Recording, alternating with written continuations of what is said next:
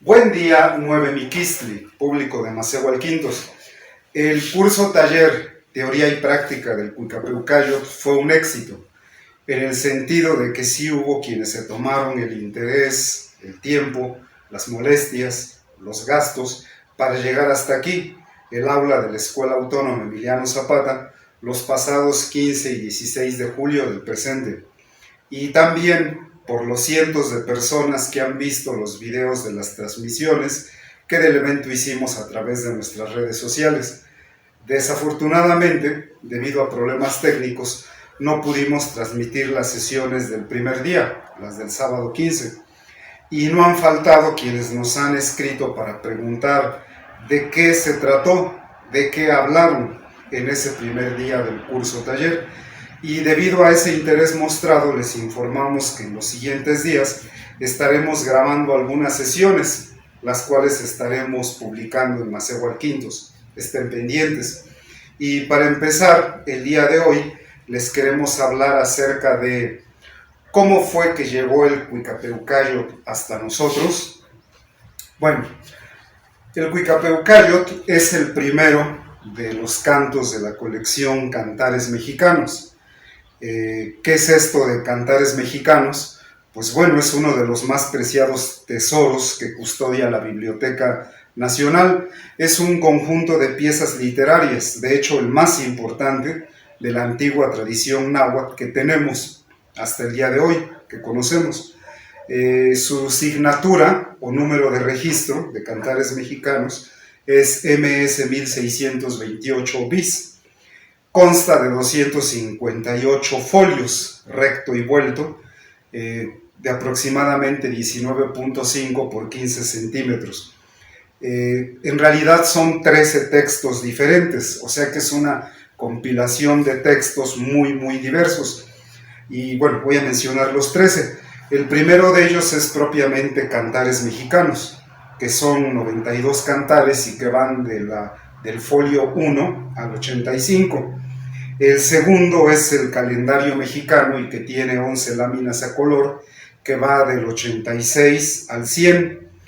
El tercero es el arte adivinatorio o tonalámatl, que va de la 101 a la 105. El 4 es un sacramento en náhuatl, de la 126 a la 189. El quinto es un sermón o plática, que va de la 140 a la 146. La sexta es un sermón que tiene un título en latín, ese es del folio 147 al 152. El séptimo es el Evangelio, una parte del Evangelio de San Mateo en latín, de la 152 a la 156. El octavo es un llamado a la guerra florida en náhuatl. El noveno es un sermón en latín, de las 158 a la 162. El décimo es un texto que habla de la muerte en náhuatl, que va de la 163 a la 169. El décimo primero es una biografía de San Bartolomé en náhuatl, de los folios 170 al 178. El décimo segundo es una fábula de Esopo en náhuatl, del folio 179 al 191, y el décimo tercero es la historia de la pasión de Jesucristo, es en lengua mexicana, del folio 192 al 258. Entonces, todo este conjunto de 13 manuscritos lleva ese nombre, Cantares Mexicanos. La portada es incompleta porque solamente menciona 9 de ellos. Es una orla como marco, con volutas jónicas en rojo teotihuacano y amarillo ocre, y bueno, se piensa que esa portada y tal vez los textos fueron todos compilados ya en el siglo XVII.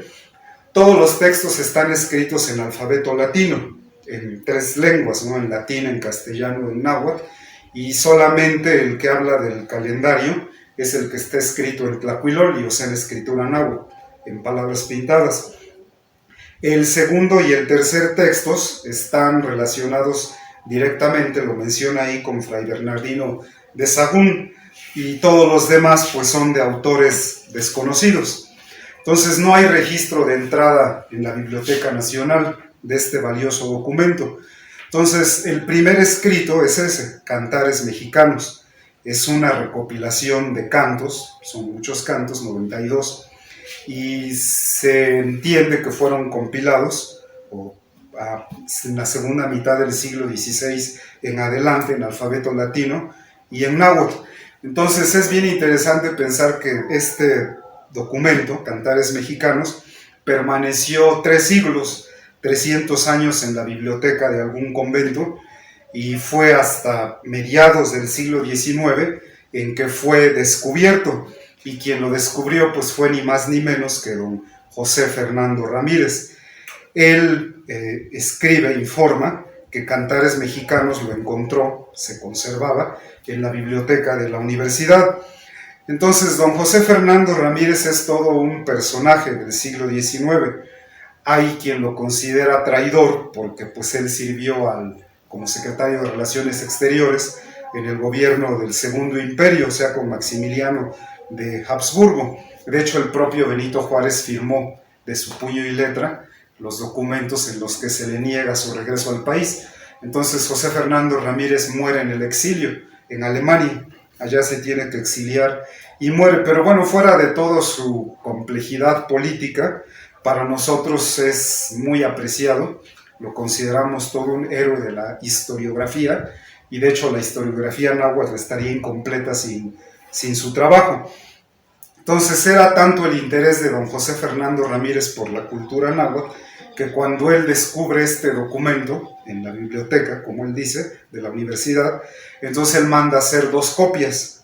Y bueno, su testimonio de él, de que lo encontró en la universidad, pues es digno de todo crédito, porque resulta que fue él mismo en persona el encargado de recibir los miles de volúmenes de conventos que llegaron ahí a raíz del decreto de desamortización de 1859 que hizo Benito Juárez.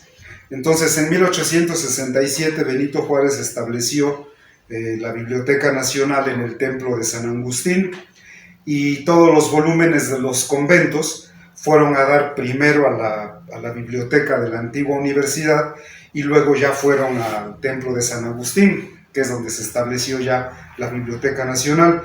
Entonces la cosa es que Cantares Mexicanos no puede ser rastreado en ningún repertorio bibliográfico, ni de los franciscanos, ni de los jesuitas, ni de nadie. No hay documentación al respecto. Entonces no podemos reconstruir la historia de su procedencia. Hay un estudioso, hablaré un poco de él más adelante, que se llamó Ángel María Garibay. Entonces él fue un estudioso de muchas literaturas, de la literatura española, de la latina, de la griega, de la hebrea, pero también de la literatura náhuatl. De hecho, él escribió la historia de la literatura náhuatl en 2 gruesos volúmenes. Y bueno, él al respecto, sobre el origen de Cantares Mexicanos, él que los estudió, pues él opina, ¿verdad? El manuscrito debe provenir de una biblioteca franciscana en su origen primario. Es ciertamente de la documentación que se elaboró para Sahagún y bajo su mirada y pensamiento. Lo prueba el hallarse con el calendario que sustancialmente coincide con el que este mismo padre aprovecha en su libro segundo, como relación previa y breve de las fiestas. Bueno, entonces ya en 1887, en el siglo XIX, un norteamericano, Daniel Brinton, fue el primero que publicó acerca de los Cantares Mexicanos. Fue en una obra del volumen 7 de una obra que él publicó que se llamó Brinton's Library of Aboriginal American Literature. Entonces, él publica parte de los Cantares Mexicanos, pero también, por ejemplo, una obra bien importante que son los 20 himnos sacros que mandó a compilar el Bernardino de Sahagún. Entonces, para ese entonces, cuando él publica esto, el manuscrito original de Cantares Mexicanos, según él mismo, el propio Brinton, ya se tenía por perdido, ya no se sabía dónde estaba, ya no estaba en la biblioteca. Entonces, se daba por perdido, pero bueno, afortunadamente, don José Fernando Ramírez mandó a hacer estas 2 copias. Entonces, este famoso historiador del siglo XIX, muy célebre, y Casbalceta, Joaquín García y Casbalceta, en 1866 escribe un libro que se llama Apuntes para un catálogo de escritores en lenguas indígenas de América. Entonces ahí en ese texto él nos dice lo siguiente, ¿verdad?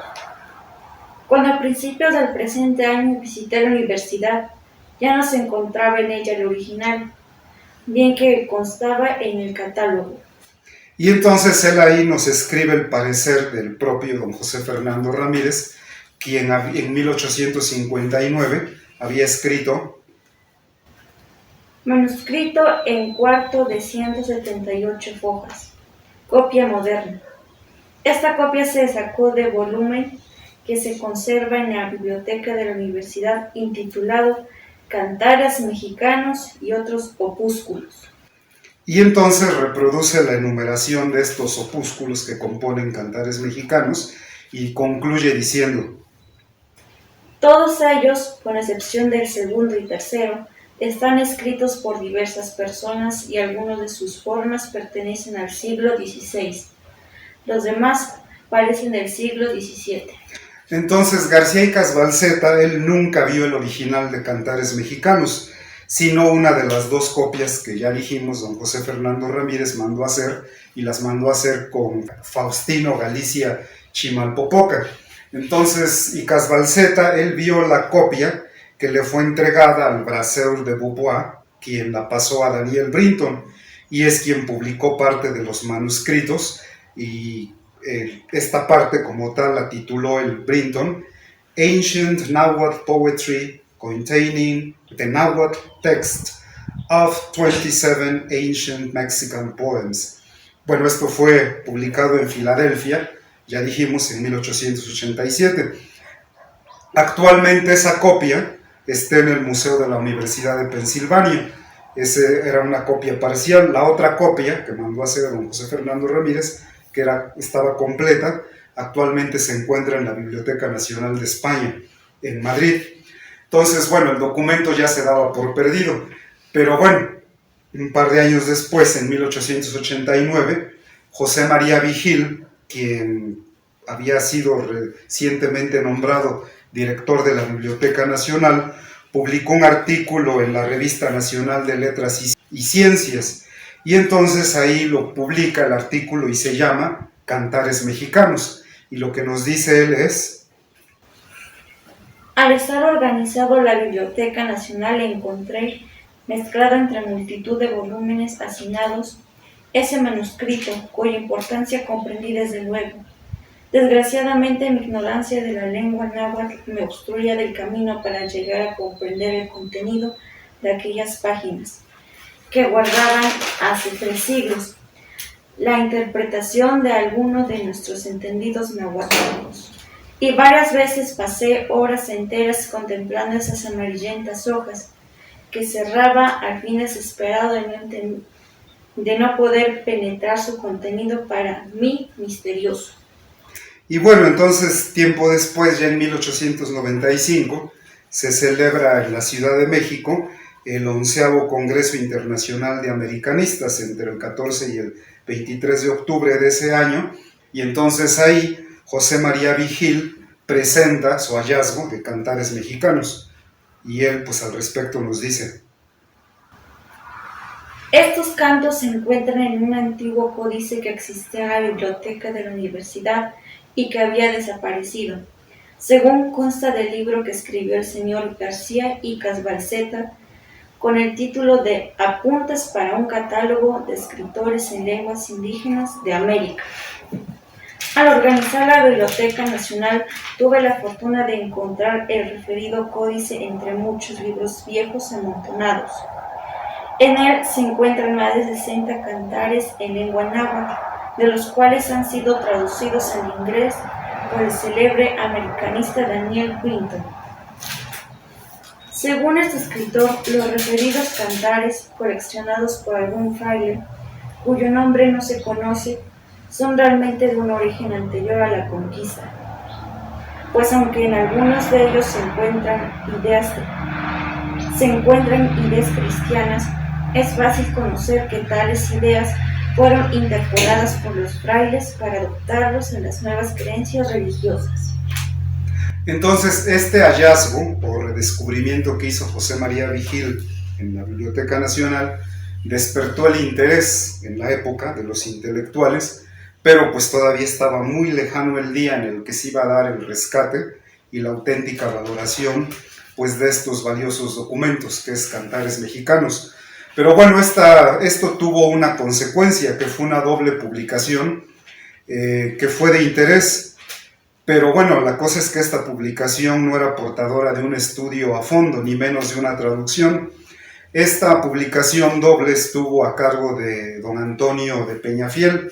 La primera es una transcripción paleográfica y bueno, desafortunadamente contenía numerosos errores y estaba acompañado de una versión de la traducción al inglés que había hecho Brinton del primer cantar, que es el que nos importa más, el Cuicapeucayo.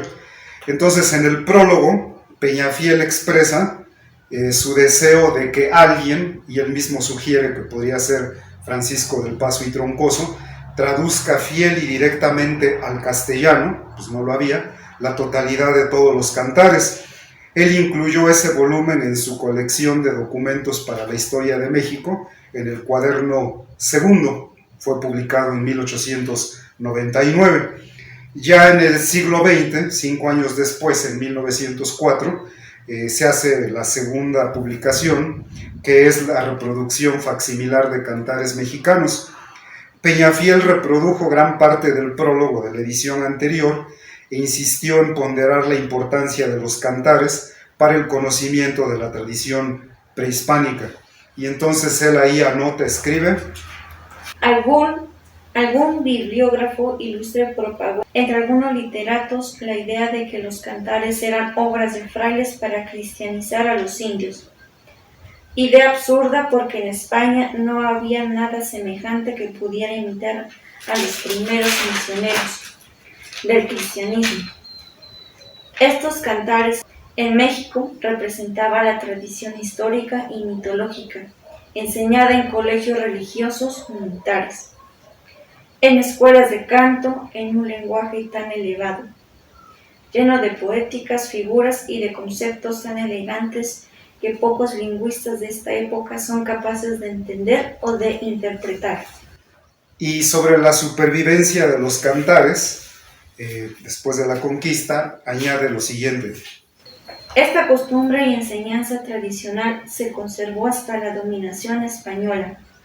Entonces los indios la aplicaron para perpetuar los acontecimientos extraordinarios de la época. Era el tiempo de los milagros. Los cantos mitológicos siguieron otro rumbo.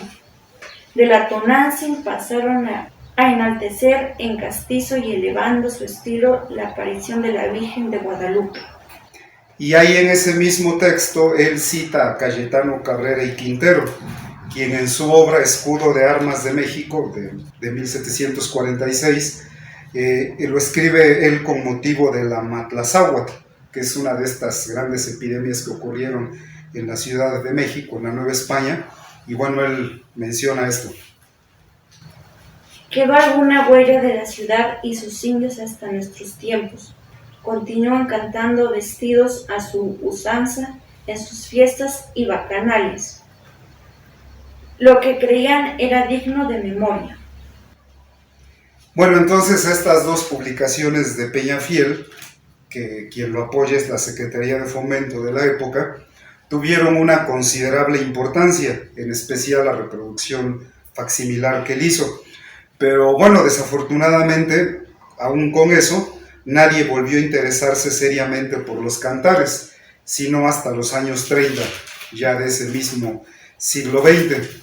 Entonces, en 1937, este personaje que ya mencioné, Ángel María Garibay, era políglota, un experto en muchas literaturas. Él escribe en la revista Abside 2 artículos con varios de estos cantares que vienen en Cantares Mexicanos y lo titula Tres poetas aztecas. Los poetas aztecas ante el enigma del más allá. 2 años después, en 1939, en esa misma revista, escribe un artículo que se llama 10 poemas cortos en náhuatl. En 1940 escribe Poesía indígena de la altiplanicie, en el volumen segundo de la Biblioteca del Estudiante Universitario, editado por la UNAM.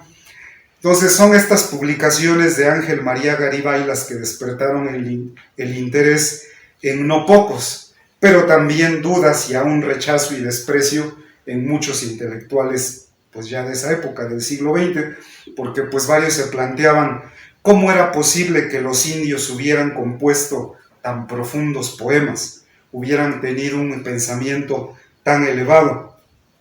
Pero bueno, Ángel María Garibay continúa con su trabajo. Entonces en ese mismo 1940 él publica La llave del náhuatl. En esta obra es una colección de trozos de náhuatl, lo que le dicen el náhuatl clásico, del siglo XVI, con gramática y vocabulario para utilidad de los principiantes. 1942 publica Poesía indígena precortesina en la revista de Filosofía y Letras de la Facultad de Filosofía y Letras de la UNAM. Y entonces así es como algunos cantares de cantares mexicanos se empiezan a difundir pues ampliamente en la comunidad universitaria, pues, entre los intelectuales de la época.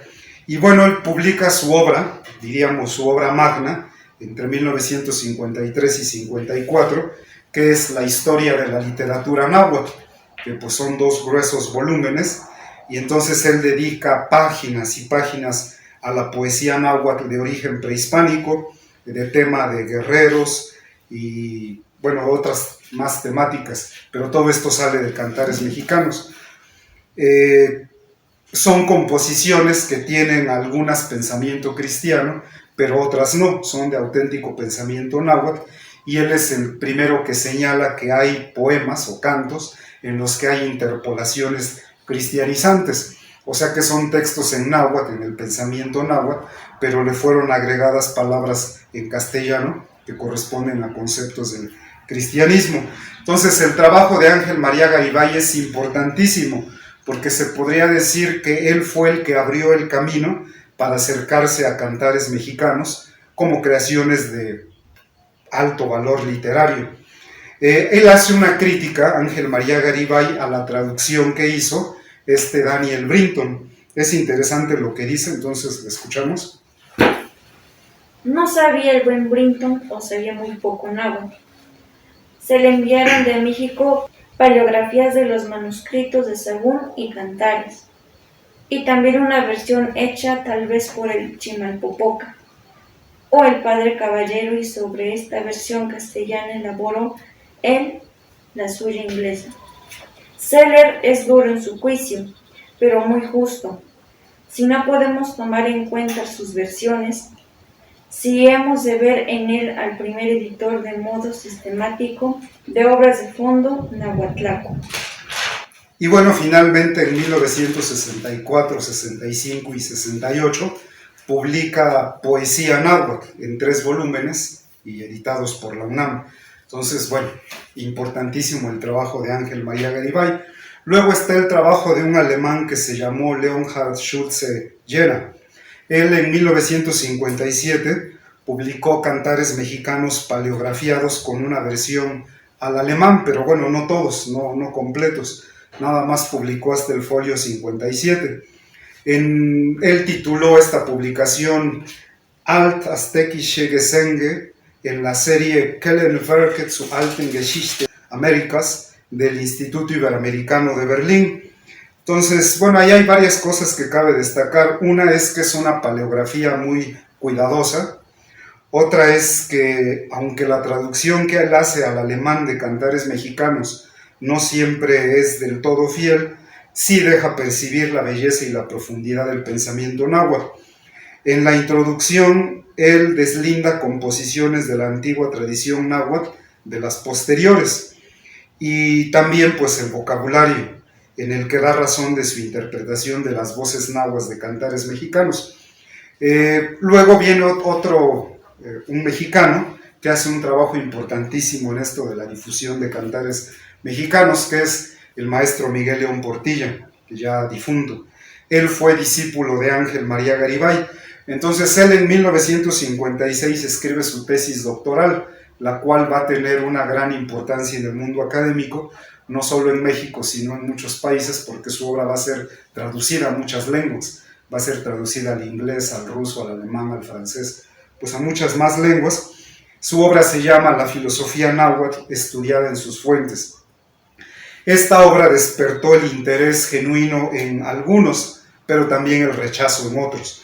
Él acude a los cantares mexicanos y percibe la expresión poética de cuestiones fundamentales que han preocupado a los pensadores, o sea, los filósofos de otras culturas en diversos tiempos.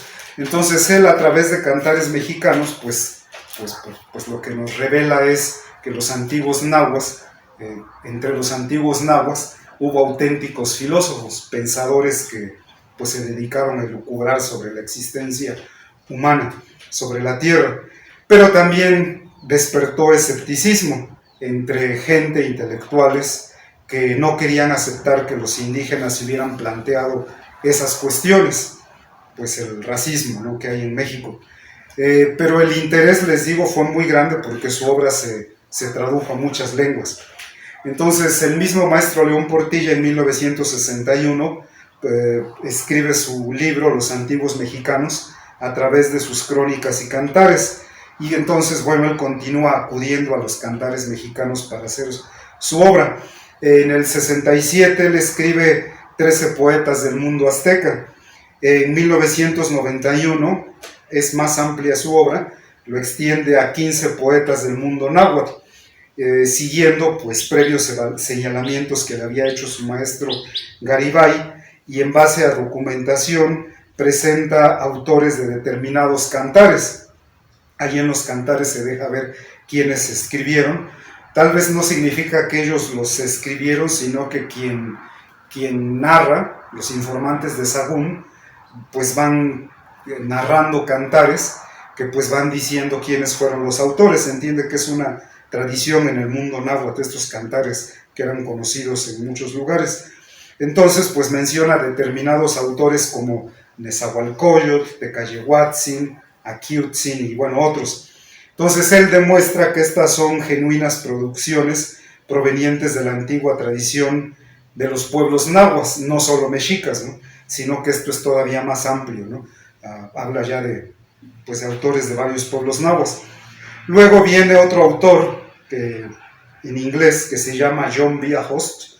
Él escribe Cantares Mexicanos, Songs of the Aztecs. Está acompañado de algo que él llama A Nahuatl English Dictionary. Y pues bueno, son publicados por la Universidad de Stanford.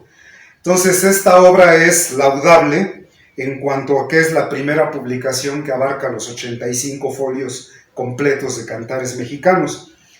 Tiene una paleografía muy bien realizada y tiene un buen diccionario con su concordancia y bueno, tiene notas gramaticales.